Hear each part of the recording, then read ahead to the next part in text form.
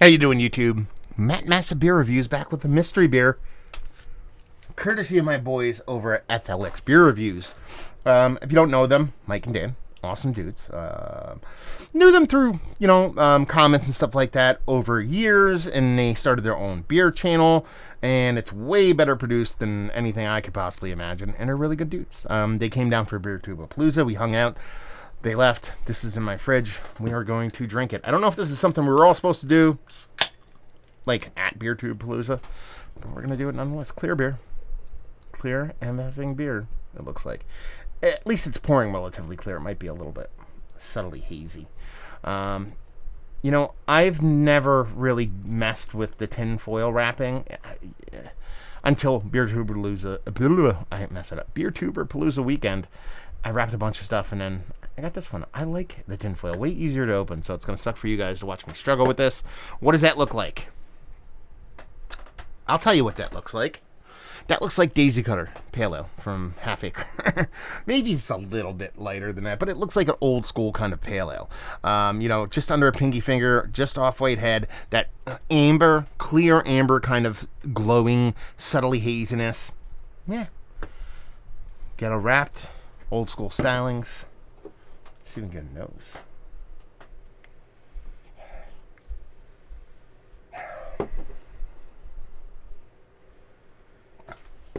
I'm getting nothing. Honestly, nada. Soft grains. That's it. Really no hop presence, no yeast presence. There really is not much here. If this is going to be a pale ale or something that is hop forward, it's going to show in the taste, not in the nose. I'm starting to lean towards kind of like, it's not even lager. I'd probably go more Kolsch. It could be somebody's lager, but really, let's just dive in and see what it tastes like. Cheers.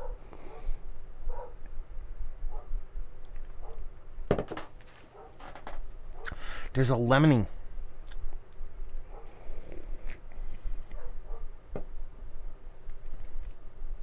What is this? There's a lemon thing to this beer.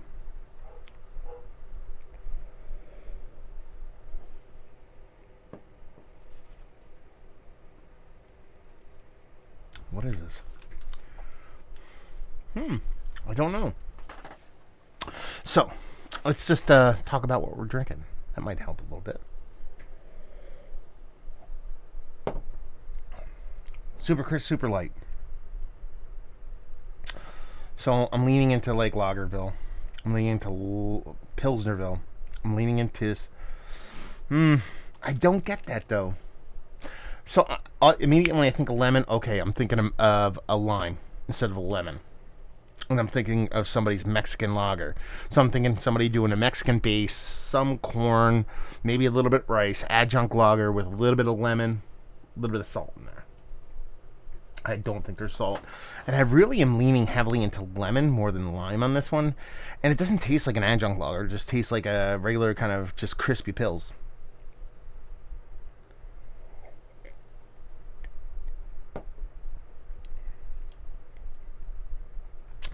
There's no other way this is macro.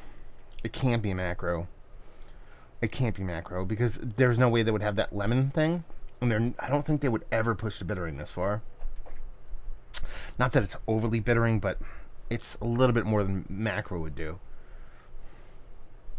It's light. It's super crushable. Had to get a burp out. Sorry. I apologize.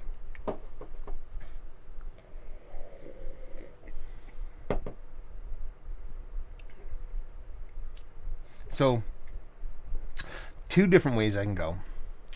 I can go a lemon drop hop in a lager. Lemongrass. I think this is somebody's like lager. Somebody's lager, light lager, not light, like low ABV lager. 4-point change lager with lemongrass. Kind of like the, what's the one I did, the Raycatcher. From Jack's Abbey, that kind of thing. It's not that pure, but that's what I think. So I'm going to go 4.6. 4.6 lemongrass lager. But they put tape all over the tinfoil. You don't need to put tape on the tinfoil. I guess to make it funner to open. So let's see what we have going on here. Okay. Lagers of Australia. It's Jack's Abbey beer. Nomad, Destination Australia lager with finger limes and Australian hops. Okay, we're in the ballpark here. We're in the ballpark. I'm okay with what I said so far. So, finger limes. This came off way more lemon-like to me than limes. Now, finger limes, I don't know. They could be something 5. So, I was 0.2% off, but I ended up 0.6. So I went down to 4.6. This is Nomad Brewing out of Australia. Brewed by Jack's Abbey. So, on the side here, it says, for our next stop on the Lagers of the World Tour, we... what is that? Let's read this. It's getting hard as I get older. When they run lines through stuff, it makes it very hard. Let's see. Went down under to discuss lagers with Johnny Latta from Nomad Brewing. Learned a lot about the climate is a huge influence of what they brew and drink, especially when it comes to indigenous crops. So that's why we honed in to make this beer. We hope you enjoy this one-of-a-kind lager inspired by culture and conversation. So yeah, they don't really tell you much about finger limes and Australian hops. So it's not overly aggressive in the hop side of things. It's hoppy. Like I said, it's more hoppy than what you'd expect from a typical macro lager, but nothing over elegantly. Those finger limes are really a star of the show here. It comes off a little bit more lemony than limey to me, but again, like I said, I was kind of flirting on the edge of that. And you know, I got close in the ABV, called out the lime lemon thing, a little bit of hopping, somebody's lager, 5%. I was off by 0.4. Yeah, I'm okay with what I said. It's really tasty. Probably I hate when I don't say that. I mean, I assume you guys notice that I dug the beer before I actually said that I dug it. But man, I mean, Jack's Abbey, when it comes to lagers, it's kind of KSOF. Yeah, King Should F Mountain. They're just crushing it. And they kind of pair them up with somebody from down under, and do something like this with a unique ingredient. It comes off really nice. Like I said, it was kind of like those kind of Mexican lagers, that lemon with salt, but it definitely didn't have that salinity level to it. And that lemon was more like limey, but it was lighter and kind of and matched up and paired with the beer quite well, and kind of elevated the whole beer rather than overpowering it. Very cohesive. Like I said, it was hard to kind of delineate what was where that lemon was coming from, but yeah.